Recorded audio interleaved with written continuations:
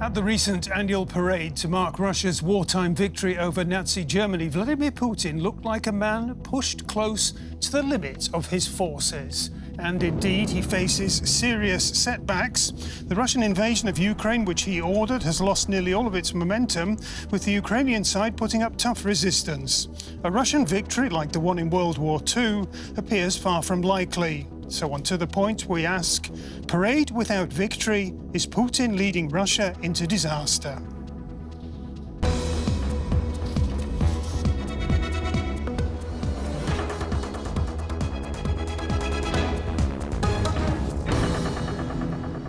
Well, thanks very much indeed for joining us on the show. And with me in the studio is journalist Angelina Davydova, who recently fled from St. Petersburg and is currently a fellow with the German-based program Media in Cooperation and Transition.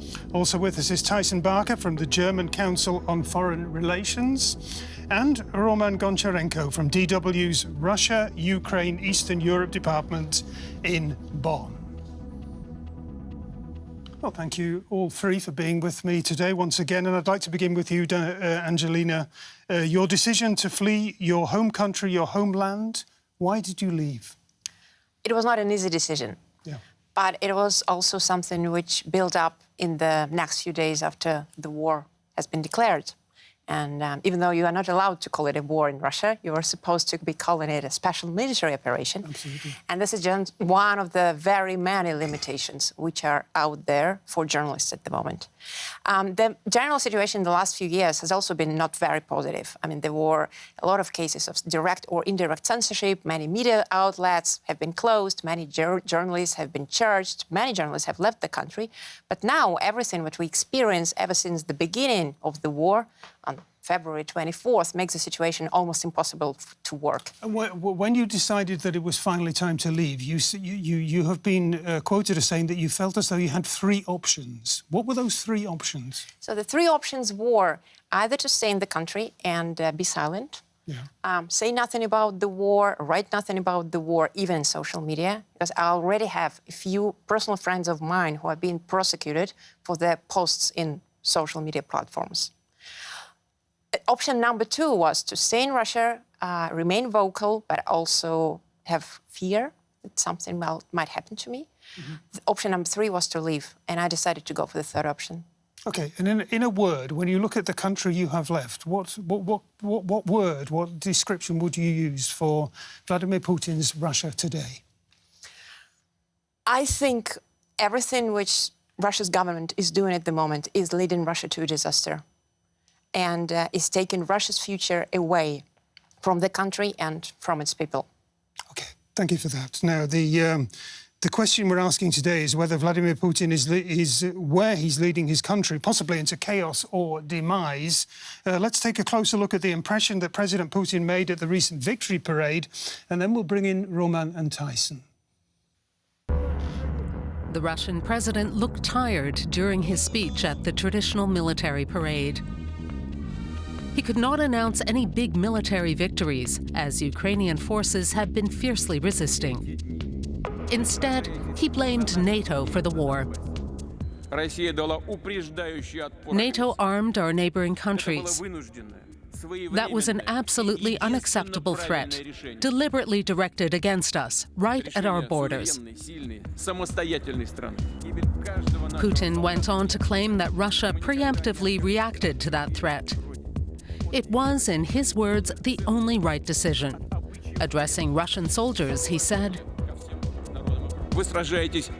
"You are fighting for your homeland, for its future. It must not be forgotten that there is no place in the world for executioners, butchers, and Nazis." Will Putin have to let go of his military aims? That's a very important question, Tyson. Can you imagine Vladimir Putin being forced to abandon his objectives in any way, his military objectives? Well, I think in some ways the objectives are evolving. At least the short-term objectives are evolving.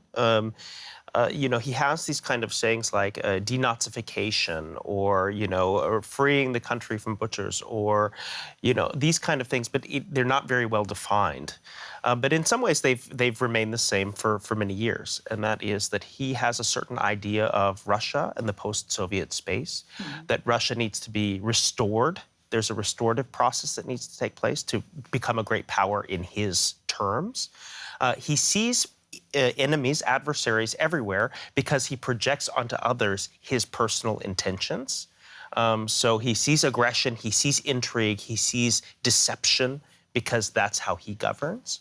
And in that way, he's always just kind of posturing. And of course, he cares a lot about historical symbolism. Absolutely. It was a very short address, and I just want to pick up on one point. Many observers had assumed that President Putin would announce a wider and a broader and a possibly more threatening mobilization. It didn't happen. Why not? Why do you think? Well, others at this table are probably better positioned to answer that than I am. But one thing I will say is that, even if he wasn't announcing future action, he could have at least consolidated victories that have occurred till now. And because they have been virtually non-existent in this first phase of this intense war, that started in late February, really he had nothing to deliver to his people in this moment. That's interesting. Do you see it that way, Roman Goncharenko in Bonn? President Putin had nothing to deliver. He didn't present a new plans for mobilization. What's your angle on why that didn't come through as many had expected?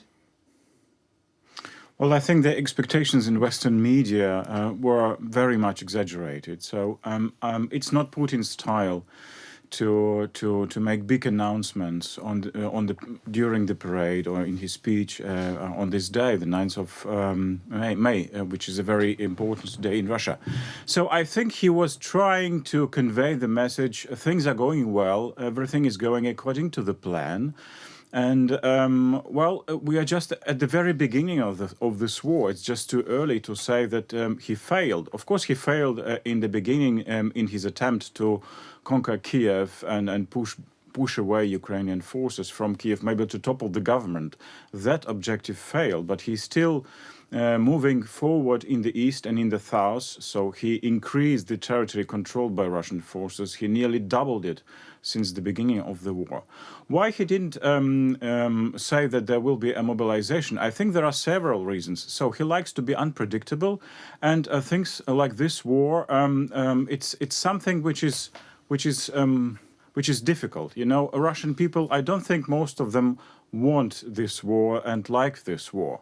So he wants to keep it on a low flame, so to say, something comparable maybe to the Soviets and Afghanistan when they had a limited contingent of forces. And this is exactly very similar here.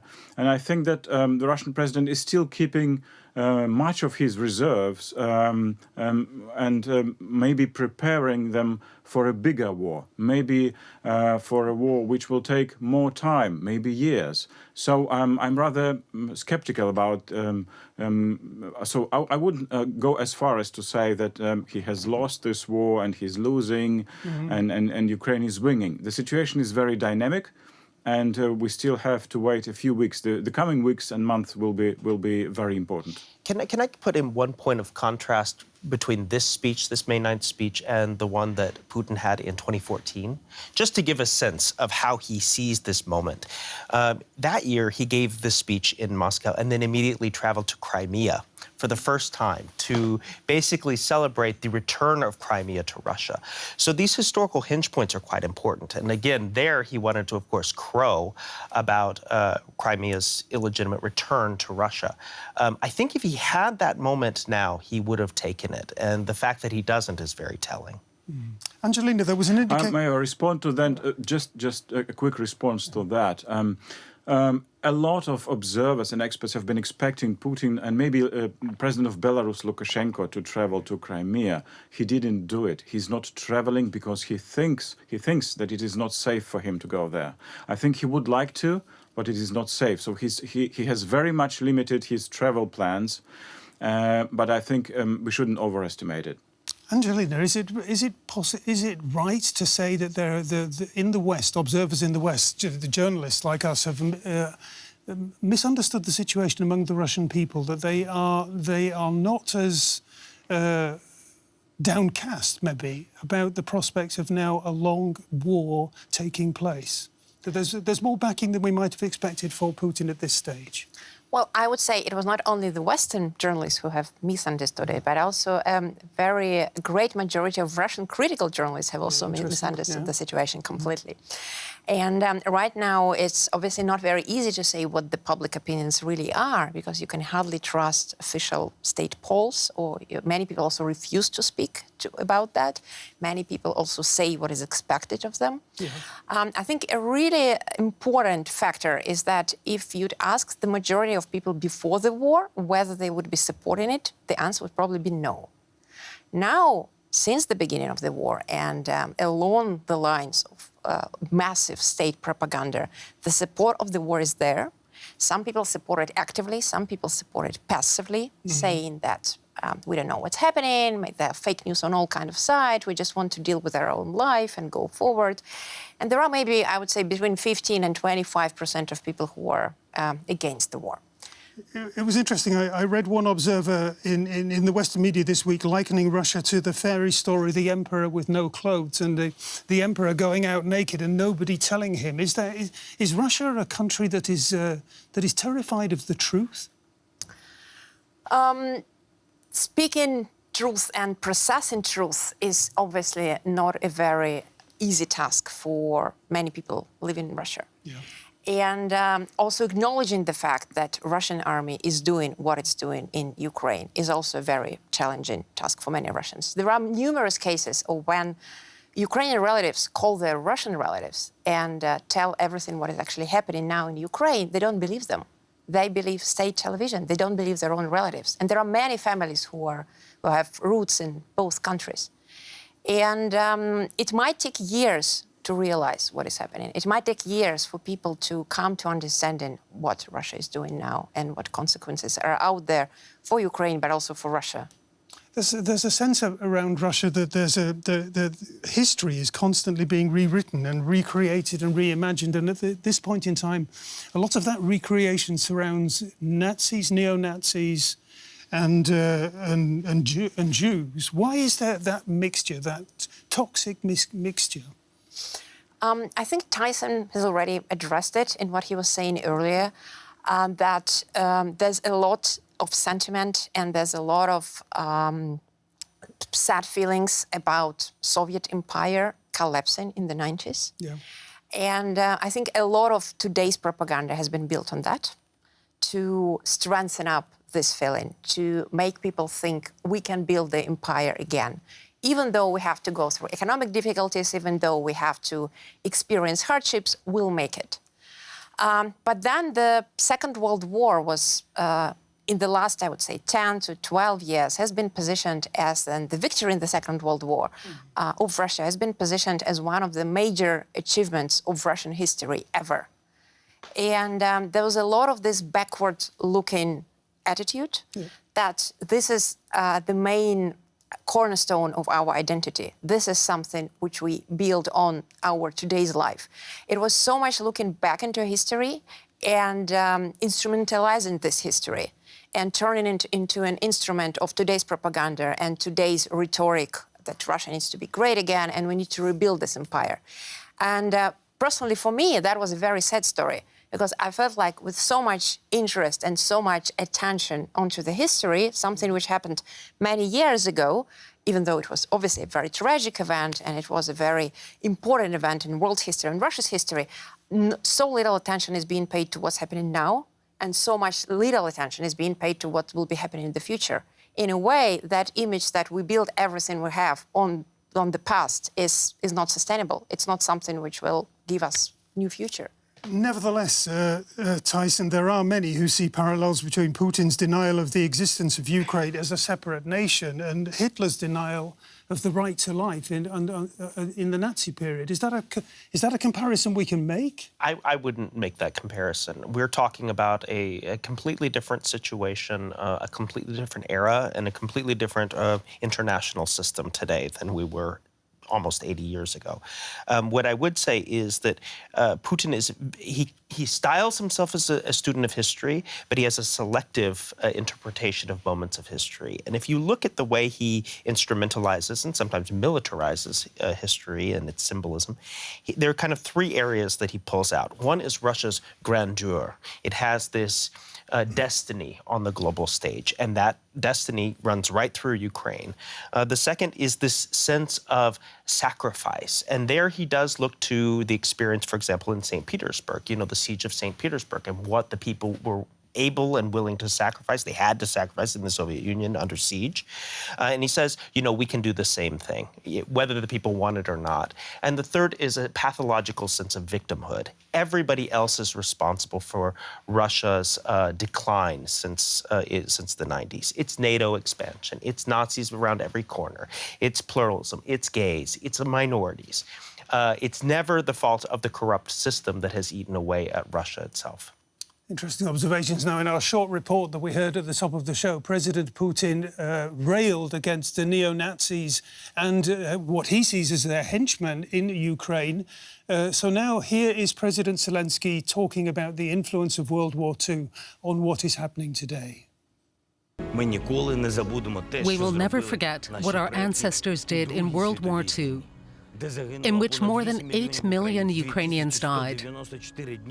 We will not say that can be repeated. Only a madman would want this wartime back again. Only a madman would repeat the horrific crimes of Hitler's regime. No invader will ever rule our free country. Sooner or later, we will win.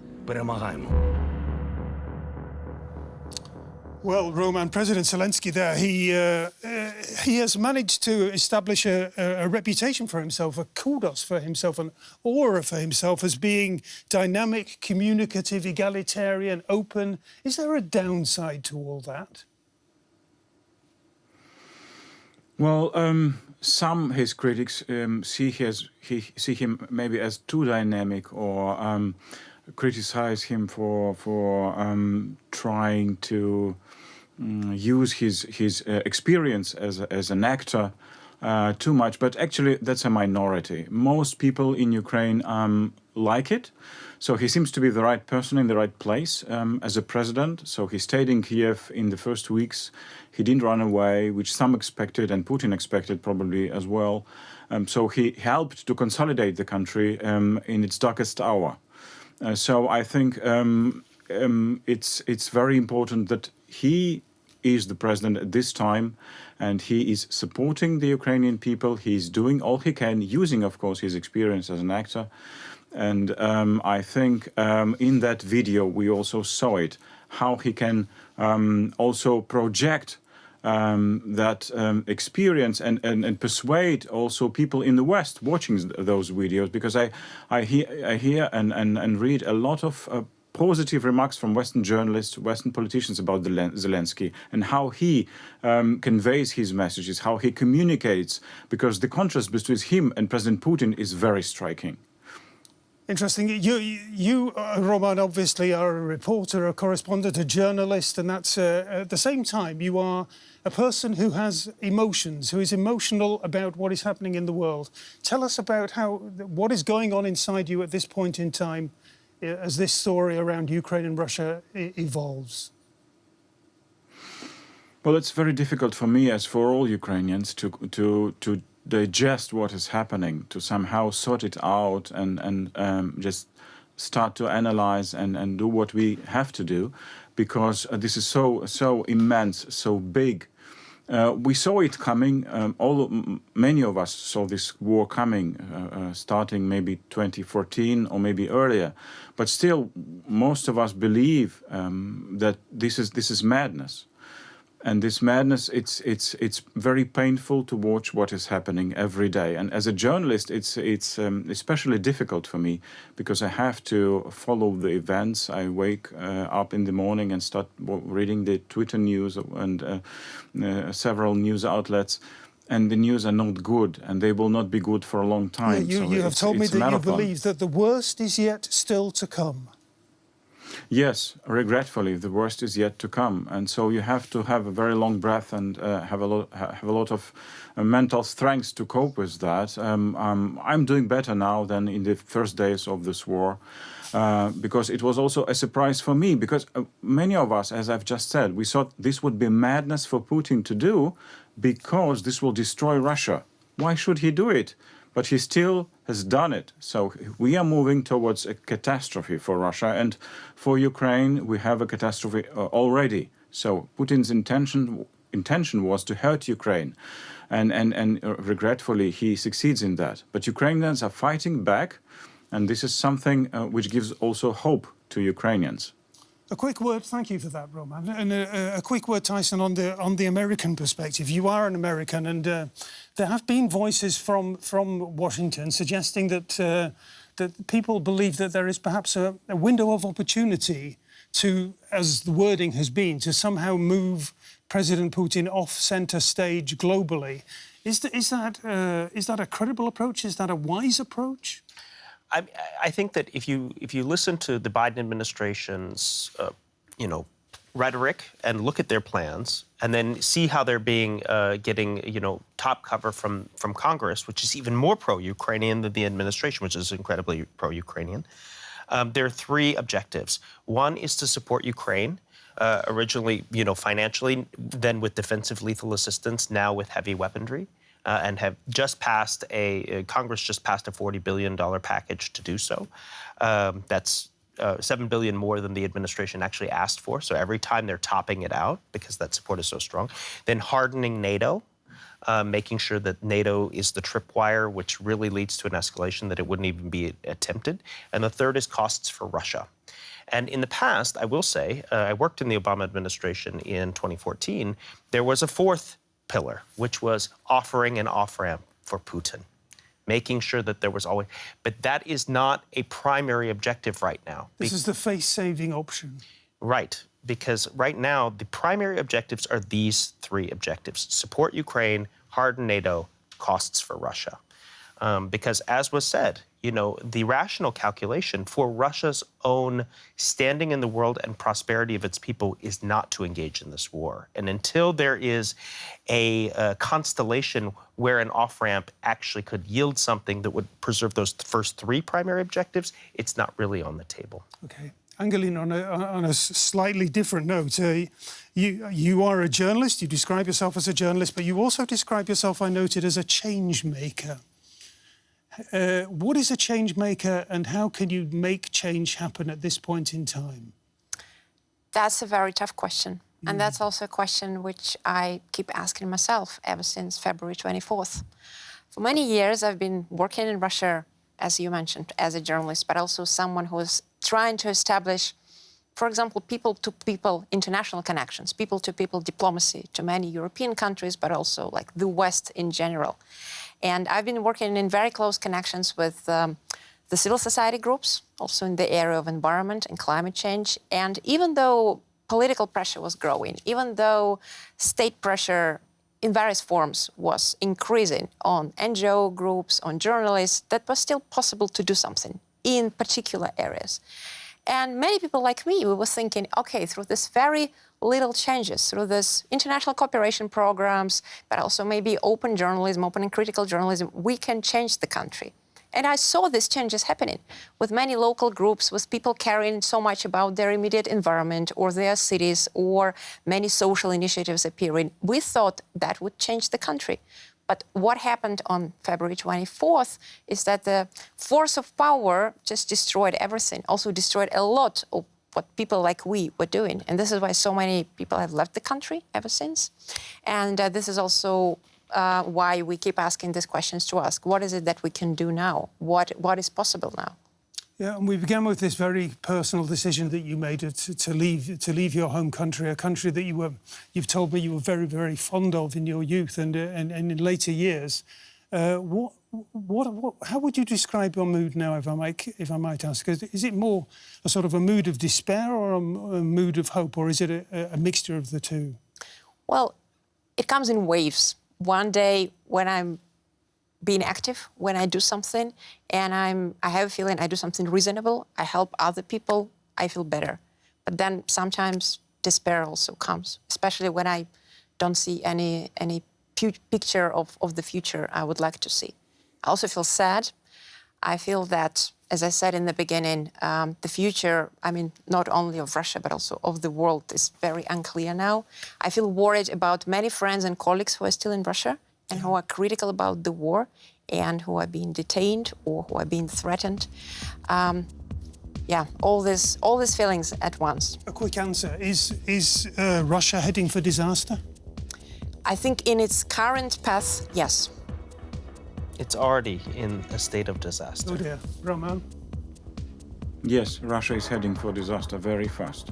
Okay, well, on that gloomy and grim note, it's time to say bye-bye. Thanks very much for joining us on To The Point, and do come back next time. Until then, bye-bye and tschüss.